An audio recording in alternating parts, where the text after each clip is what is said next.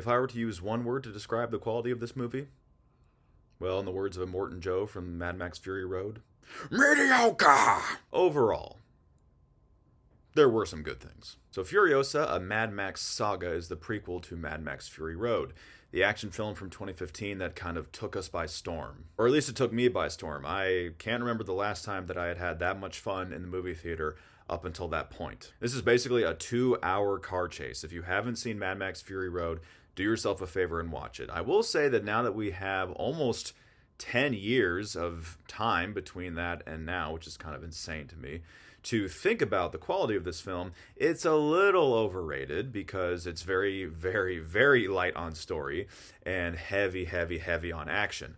But, you know, for the average film goer, that's a-okay. And besides which, it's not just the action. Like, it's 80% practical effects. It has beautiful cinematography. The acting is good for what it is, except for all of Immortan Joe's wives. Just so gross. When I saw that George Miller was the producer on this movie, I definitely view that as a green flag, and you can absolutely see his influence in this film, Furiosa. It has like very similar. It has a very similar style. They obviously were trying to imitate, in a way, Mad Max Fury Road, and they also tried to make it more character driven. I appreciate the effort, however, it ultimately kind of fell flat. But there is one character that I think all of us can agree on loving, and all of us can agree stole the show: Chris Hemsworth. When I saw that he was in the movie, I kind of thought that it was just going to be like another gimmick, like, oh, well, Chris Hemsworth is in the film, so maybe this movie will pull in the young ones because, you know, they all love him in Thor and Avengers and everything, and oh, look, it's Thor, we got to go see it now. But Chris Hemsworth legitimately did an amazing job. I like it when actors and actresses who are almost exclusively known for their Marvel roles, like Chris Evans, break away into more of their own path. They create their own path for them.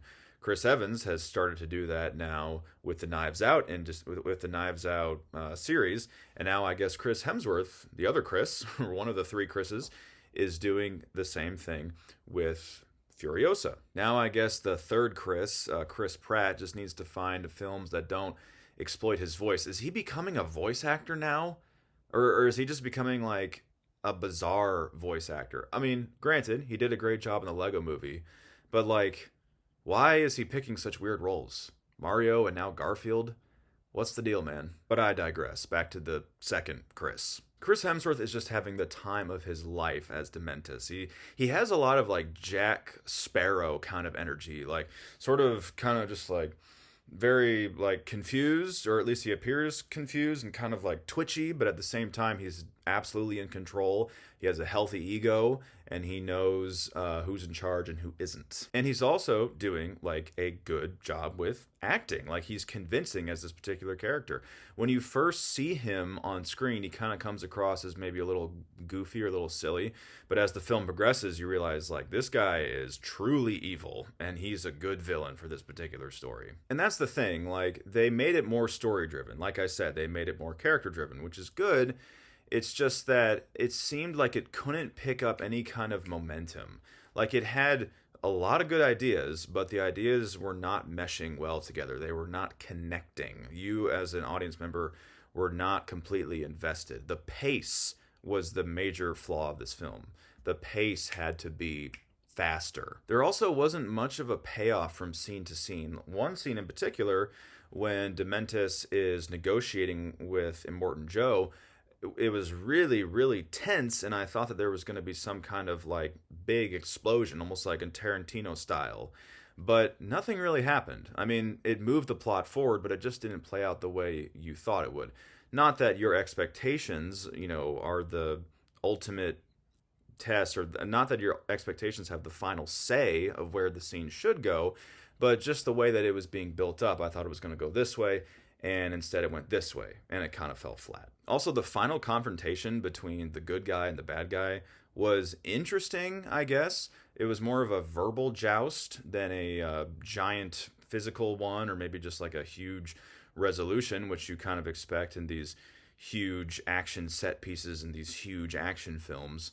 So it was interesting to think about, I guess, because it did pose some interesting philosophical questions. Probably the biggest one being the age old one, revenge will not satisfy you. We've seen and heard that countless times. But I guess for what it was worth, it was at least interesting. But again, just ultimately unsatisfying. There were some action sequences that were a lot like Mad Max Fury Road. And I think that if you're going into it expecting to see that, you will be satisfied for the most part. The action sequences are very creative, they're a lot of fun to watch. Although I will say that some of them have a frustrating lack of music. One thing I liked about Fury Road was how the music was so omnipresent and it was so intense and it just captivated you. But sometimes I would be watching these action sequences and I would think like, it could really use like some music to add some spice. But unfortunately, they decided to either make it so low in the mix that you couldn't hear it, or they just didn't do it. But one of the movie's biggest strengths, to focus on the positive, is the cinematography. George Miller remains a practical effects genius and a world-building genius. Just how Fury Road showed you its world instead of just telling you about its world, Furiosa does the same thing. So that was absolutely one of the big positives. If you want to go in just kind of wanting a sort of atmosphere, a sort of feel, this movie is definitely going to give it to you. So ultimately, it's a fun way to kick off the summer. It certainly is not as impactful or as fun or as overall amazing as Fury Road, but it's a decent installment in, I guess, what is the now Mad Max franchise. I mean, I know that it was a franchise way back in the 80s, but now, as Hollywood, as they do, I'm sure that now this is a new franchise for the early 10s and now the mid 20s, so we'll see. And I'm giving this one a 7.2 out of 10. So, Furiosa, a Mad Max saga. Have you seen it? If you did, what'd you think about it? Whatever you thought about it, let me know down in the comments below. And thank you so much, everyone, for watching. I truly appreciate it, and I'll see you on the next cinematic adventure.